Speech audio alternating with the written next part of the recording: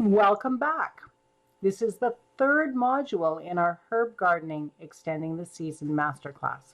In this module, we're going to talk about providing warmth or shade to mediate the climate that you have in your garden.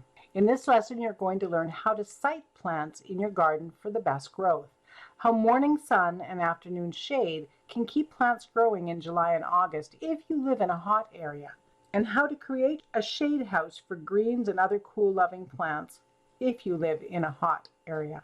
Gardening is a dance with the seasons.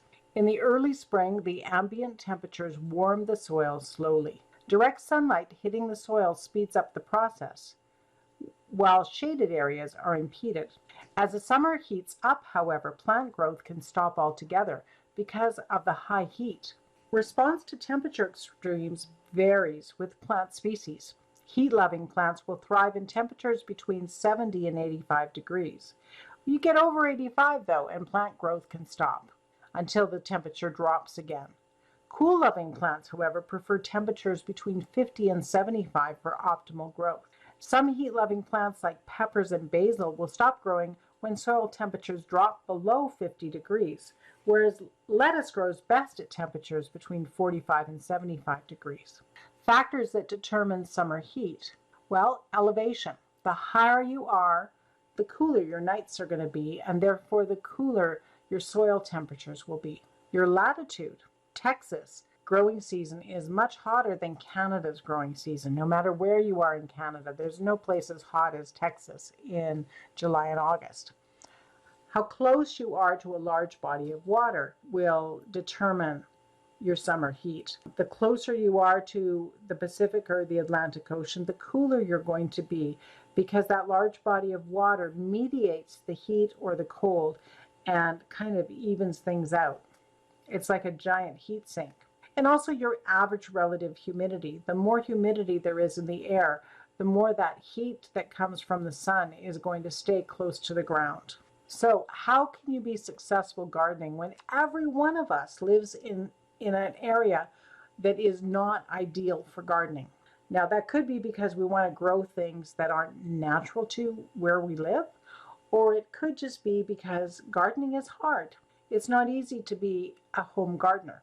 So one way is to know the average monthly daytime and nighttime temperatures for your area every single month from March through October, or whatever your particular growing season is. In my case, my growing season is actually May through October. But if you live in Texas, you might even be able to plant outside at the beginning of March. And you want to plant accordingly. If you still might get some frost, you're not putting out your tender, heat-loving plants when there's still frost out, right? And again, if the temperature is going to soar up to 85, 90 degrees during the day, you're not planting lettuce. One of the things that mediates the temperature is whether a plant is getting full direct sunlight or whether it's getting dappled light through shade. The more sun a plant gets, the hotter it's going to be, regardless of the time of year. What does full sun mean? Full sun means 6 or more hours of sunlight every 24-hour period. So full sun does not mean 12 hours of sun or 24 hours of sun. It means just 6 hours or more of sunlight. So if a plant loves to be in the sun, that still only means at least 6 hours of sunlight. So you can put a plant that needs full sun in an area that's going to get morning sun and afternoon shade, provided the full sun that plant gets in a 24-hour period is at least 6 hours. So most fruiting vegetables and also fruit require full sun. Things like strawberries and pumpkins and zucchini, those ones, they're going to require full sun. Root vegetables, they like full sun, but they can handle part shade. They will, however, stop growing if it gets super hot. So super hot is anything over 75 to 80 degrees for root vegetables. Plants and herbs that you eat the leaves of can be grown in partial sun or even dappled shade. And what does that mean? Well, that means 3 to 5 hours of sunlight a day. In hot areas, cool season vegetables can be sited so they get the morning sun that we just talked about and the afternoon shade, so that mediates the temperatures and can prevent premature bolting. There's quite a few plants that will actually start to go to seed if they have a cool night and then they get hot daytime temperatures. choosing to site those plants where they get morning sun but afternoon shade, it can help extend their growing season just a little longer. Okay, now it's going to get a little complicated. What if you want to grow kale and lettuce and collard greens and bok choy and you live in Texas, which is a zone 9 or zone 10? Well, you can, but you have to place it where it will get morning sun and afternoon shade, and you have to grow it either in the early spring so that it's finished by June, or you want to start it in September, middle of September, when the temperatures are starting to cool down, and then grow in the fall. Now, you're lucky if you live in Texas because you have a much longer growing season than people in Canada. You get a full, probably 180 to 200 days. So you just need to choose what you plant for each season. You know, in Texas, you're going to get hot around the middle of May. So you want to have things like bok choy and lettuce, finished radishes, finished harvesting by then, and then you're going to start them again in the fall. Plants like tomatoes and cucumbers and those things, you might want to not start them until September, just so that you get a full harvest and that they can ripen as it's cooling down. The best way to know when to plant those kinds of things is to talk to your gardening neighbors and see when they plant. And that can be a big help if you're new to gardening, whether you live in Texas or Ontario or Europe, wherever you live. If you've never gardened before and this is your first year or your second year, speak to your neighbors and find out when they plant different things. And that can really help. Once you get the first couple of years gardening under your belt and know what to expect, not just with your temperatures and your soil, but also as those things interact with your plants, you'll have a bit more wisdom to know what to do yourself. At the beginning, talk to your neighbors, but if none of them garden, then expect to take some time to learn the ropes in your area. You know, you might live, say, in Texas now, but if you ever move, you're going to start all over again. I grew up in Vancouver, and I lived in an area that had, you know, zone 7.5, zone 8. When I was 10, we had a house where the landlord was a huge gardener. We lived in the basement suite, and they had the main suite in the house. It was like one of those old-fashioned houses where they had like just a couple of people would rent just a couple of rooms, and then it had been expanded into apartments. So we had a little 2-bedroom apartment in the basement. They had grapevines growing completely over the roof of their house, and the grapes that covered the roof, they were an Italian family, and the grapes that covered the roof, they shaded the house and changed so that what would have been fairly warm was actually, it was nice and cool in the summer. And they had a beautiful big garden, and they grew everything there. They grew melons and they grew corn and things that you wouldn't think, because Vancouver's close to the ocean. It's a zone 7 only because it doesn't get very cold in the winter, but it never really heats up in the summer either. But they were able to, because they created a microclimate with big fencing, they were able to grow some of these heat-loving plants in their garden. Then I moved out to the mountains, and I went from a zone 8 to a zone 3. And in zone 3, a lot of the things I could grow when I lived near Vancouver, there's no way I could grow them here. They just will not grow in my soil. Things like cantaloupe and watermelon and all of those heat-loving things I can't grow. Now, I couldn't grow watermelon in Vancouver either. Other people could, I could not. Bok choy is something I can grow really well here in zone 3. Now, Vancouver is a zone 7 or 8, depending on where you are. So if you want to grow kale, lettuce, collards, bok choy, and you live in Vancouver, well, it will grow pretty much anywhere. Vancouver gets lots of water. They do tend to have a little bit of dryness July and August, but then the rains come in September, and it pretty much rains all spring. They have lots of water, lots of coolness, and it's moderated by the ocean. They're right on the Pacific coast, just about 2 hours north of Seattle. If you want to grow kale, lettuce, and collards, and bok choy, you can pretty much grow it all summer. You want to put it where it's going to get full sun or dappled shade, and you can put it in April. You can grow it till October. If you were to plant it once a month, you would get a continual harvest of nice, young, succulent leaves. You can pretty much grow for 180 days straight. You can even start all over again with a brand new bed in September and just cover it, and you can have greens all winter in Vancouver. If you're trying to do a winter garden, you're going to find that it does stop growing, at when the sunlight in November, when the sunlight starts, you get shorter days and the sun isn't as strong. But it will resume growing in February when the sun starts to return and you get that strong light again. So there are people in Vancouver that grow completely year round just by providing that protection over the winter. But if you want to grow melons in Vancouver, you have to provide some kind of heat sink, like my Italian landlords did. You need to plant it in full sun for sure. You might want to use a black or green mulch to heat the soil before planting, as we learned in Module 2.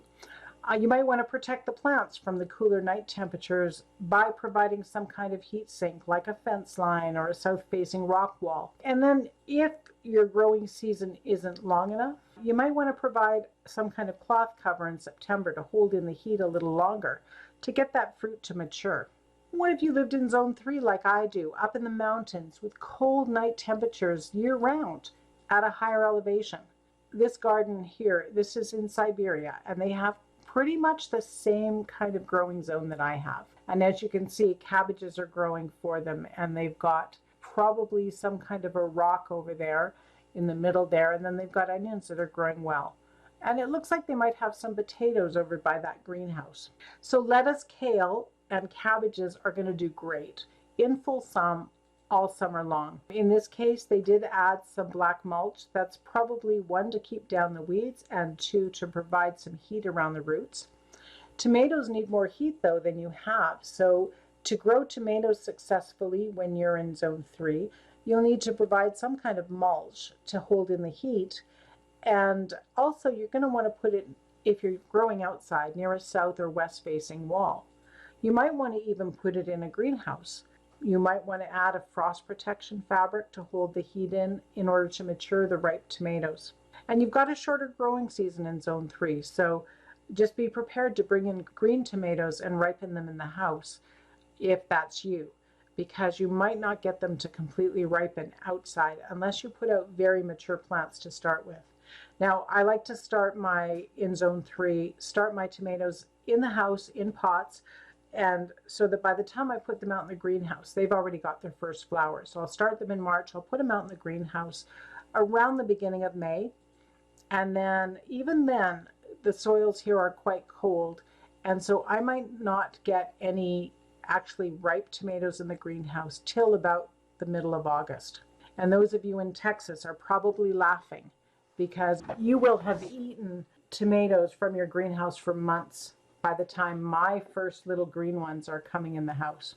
But in Zone 3, you're probably not going to get melons or long season squash. Like if you have a squash or a melon that takes 110 days and you're in Zone 3, that's probably not going to mature for you because you're probably not even going to get female flowers on it before you've got frost coming. Unless you can put it in a heated greenhouse. And heated greenhouses are beyond what we're talking about in this masterclass. Your growing season would just be too short. By understanding your critical climate, you can stretch your growing season, but Vancouver is never going to be Houston. Now, what about if you're in Houston and it's really, really hot in the summer? What can you do if you've got garden plants that you brought them along and suddenly the heat hits and now they've stopped growing? Do you have to dig them out and try again in September, or is there something you can do? Well, you can increase the shade for those cool-loving plants like kale and cabbage. And if it's just too hot, like when we get over 100 degrees, there are ways too that you can try to increase the shade even for plants like tomatoes and melons to try and get them mature. Now, there's no guarantees because there's a lot riding on this, more than just shade.